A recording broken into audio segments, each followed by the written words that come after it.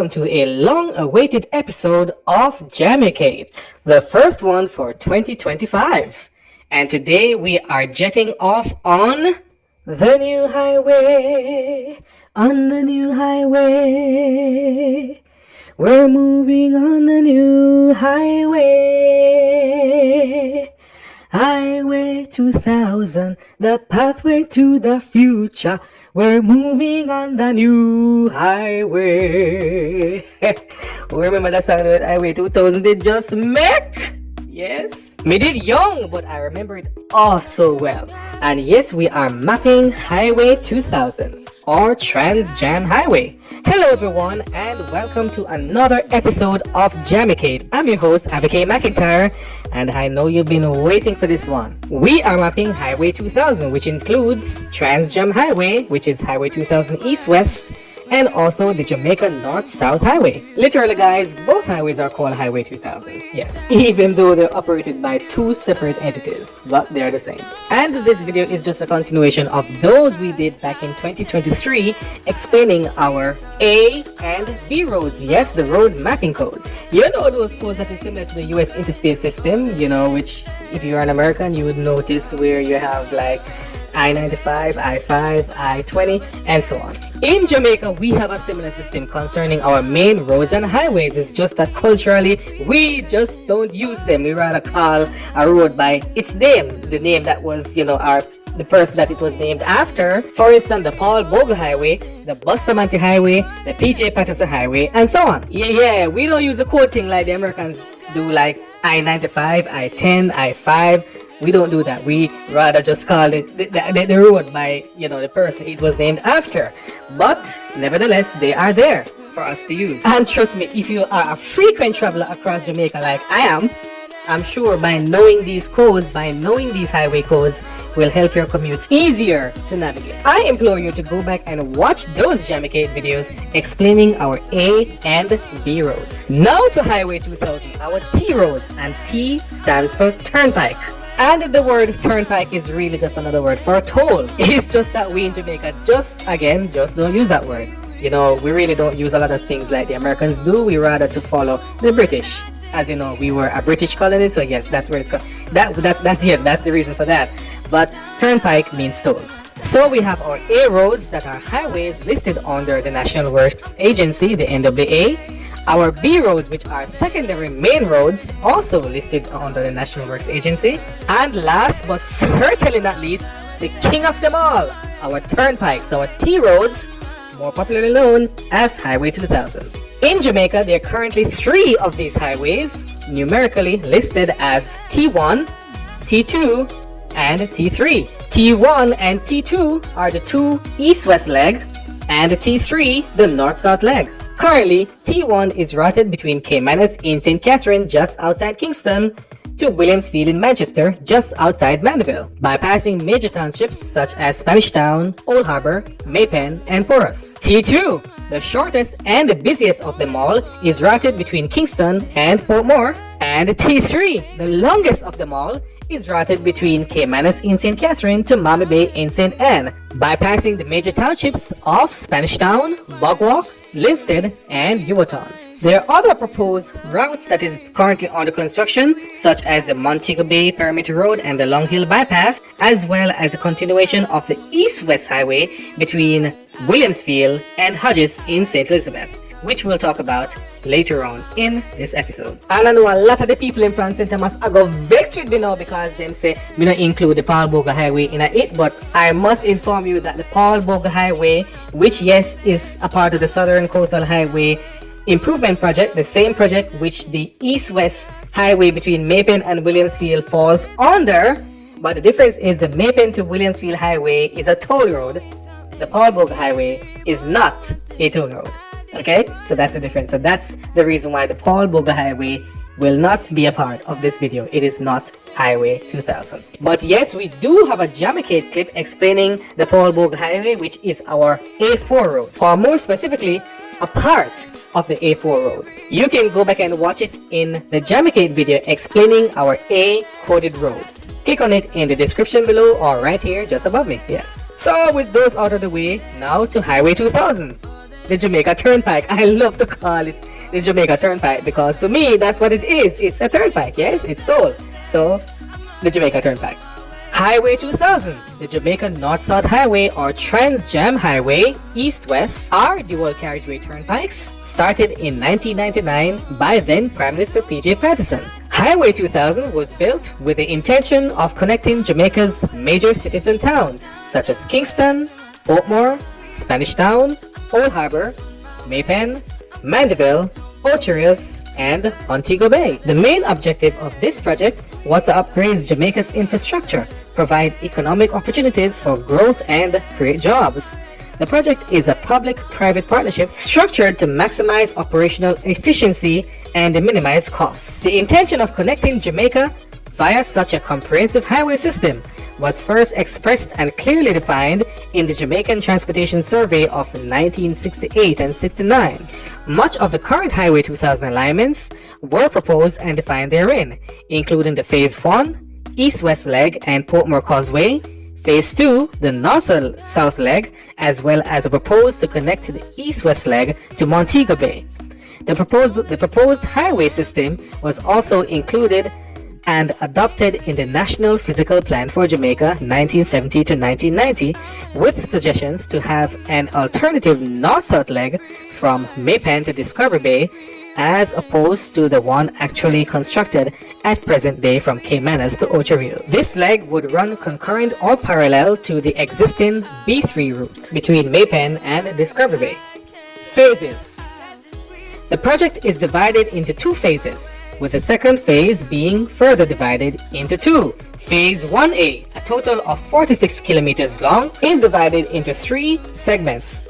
The flagship segment from Bushy Park in St. Catherine to Sandy Bay in Clarendon started out in 1999 as the Old Harbour Bypass to bypass the town of Old Harbour. The 13-kilometer long stretch was started out as a two-lane highway and then was extended to a dual carriageway highway. This flagship segment of the entire Highway 2000 network was completed in February 2004. Segment 2 between Kingston and Bushy Park was then added as a 21-kilometer stretch completed in December 2004, and the Portmore to Kingston stretch, the shortest segment within the entire system, 5 kilometers long, was completed in July 2006. The shortest phase, Phase 1B, 10.5 kilometers long between Sandy Bay and Maypen, was completed in August 2012. Phase 1C between Maypen and Williamsfield in Manchester, 27.5 kilometers long, was completed in September 2023.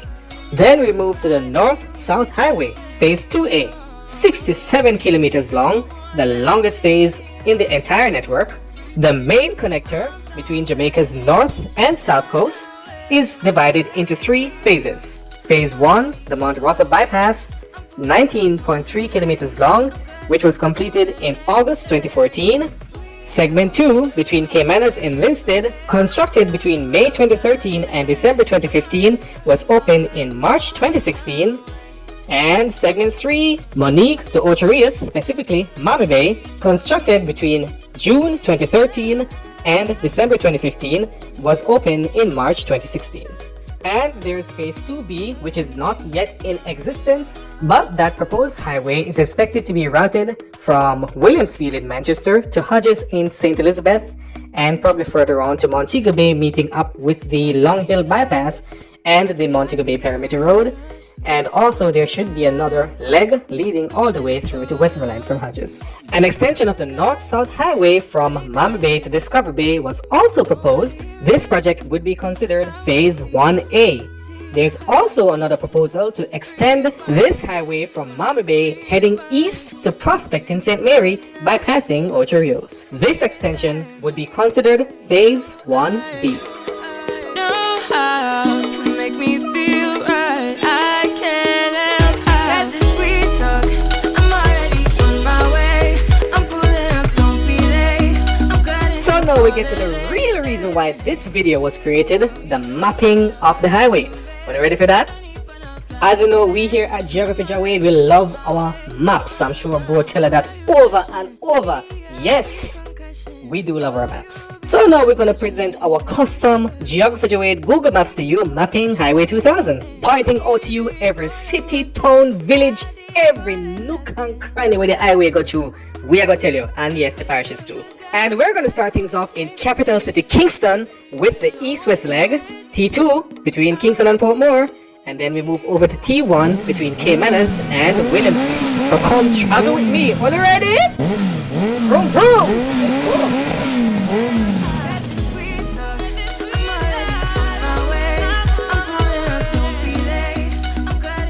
In the parish of St. Andrew, this leg is known as the Portmore Expressway, or the T2. It is also called the Port of Kingston Causeway, beginning at the intersection with Marcus Garvey Drive, running just north of the Port of Kingston, then curves south heading to the Causeway Bridge, where it enters St. Catherine.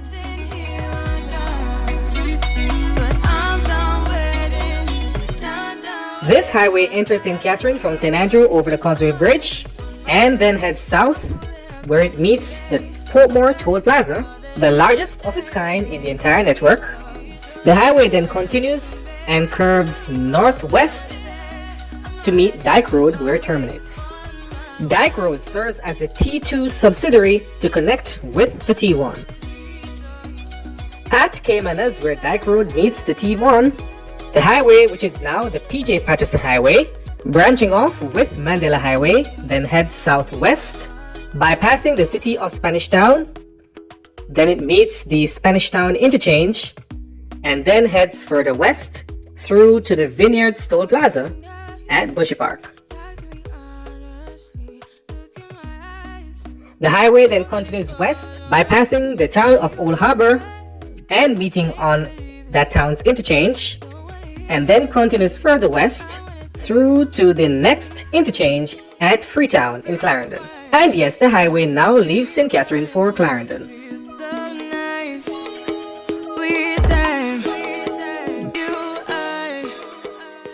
On the St. Catherine border, the highway continues west in Clarendon, north of Longville Park and bypassing Sandy Bay, then heads further west into Savannah Cross and Hunts Pen, into the Maypen Toll Plaza at Mineral Heights. The highway then heads further west over the Mineral Heights interchange where it curves to the northwest and meeting the Rio Mino Bridge. At the Maypen interchange, the highway is no longer the PJ Patterson Highway, it is now the Maypen to Williamsfield Highway, heading further west, bypassing Osborne Store and Tollgate through to Clarendon Park, where it meets the Clarendon Park Toll Plaza. From the Quarter Cloverleaf interchange at Clarendon Park, the highway then heads further west through to the Manchester border, right at the St. Tullus River Bridge, where it exits for Manchester.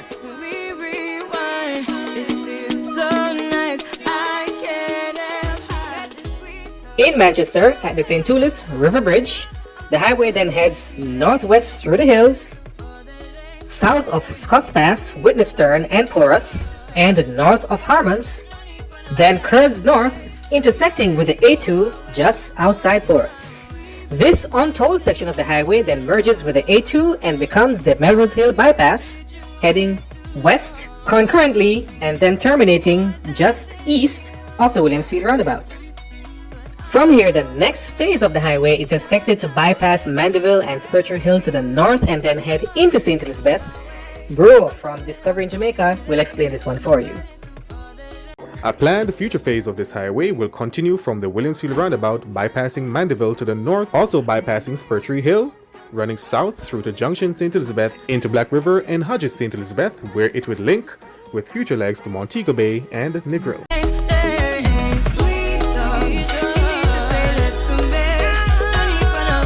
In St. Catherine, the T3 begins at Caymanas, junctioned with Mandela Highway, then heads north from the Caymanas Toll Plaza, and then heads west by passing Spanish Town to the north, all the way through to the Angels Quarter Cloverleaf interchange, and yes, meeting the Angels Toll Plaza. Then it crosses over the Rio Cobre and the A1, then continues northwest over the hills of Bob Walk, the highest point within the entire Highway 2000 network. Then it heads north through to Linstead, where it interchanges with the A1 at a Quarter Cloverleaf interchange in Linstead. The highway then continues north, where it passes the Jamaica North-South Highway office right there on the east. It then continues north by passing Ewaton and Mount Rosser, all the way to the border where it exits for St. Ann.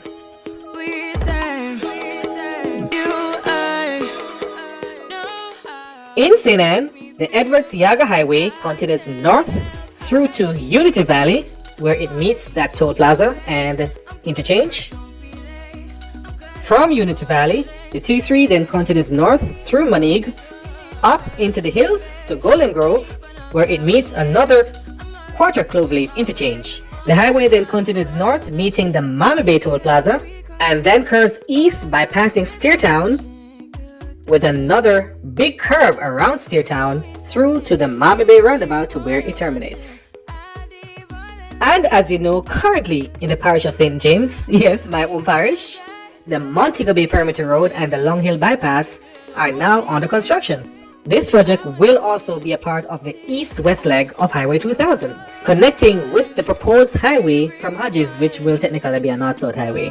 When you look at the map, yes, so make we look at it now.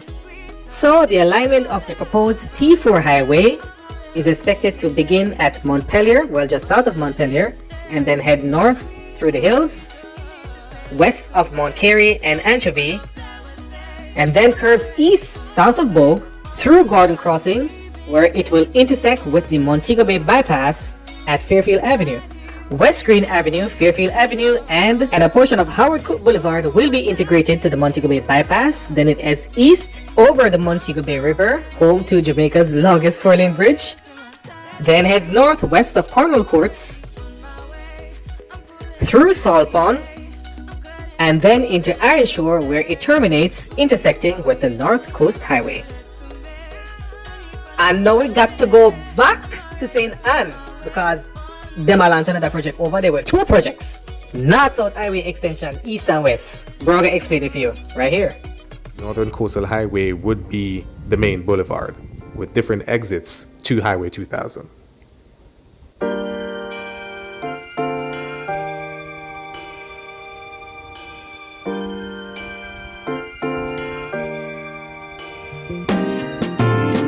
Now, as we're zooming from above, our Design Jamaica Google Map shows us where the entire length of the highway will be routed. Beginning at Mama Bay, bypassing the town of Ocherius to the south, and ending just east of the town in Prospect St. Mary. As we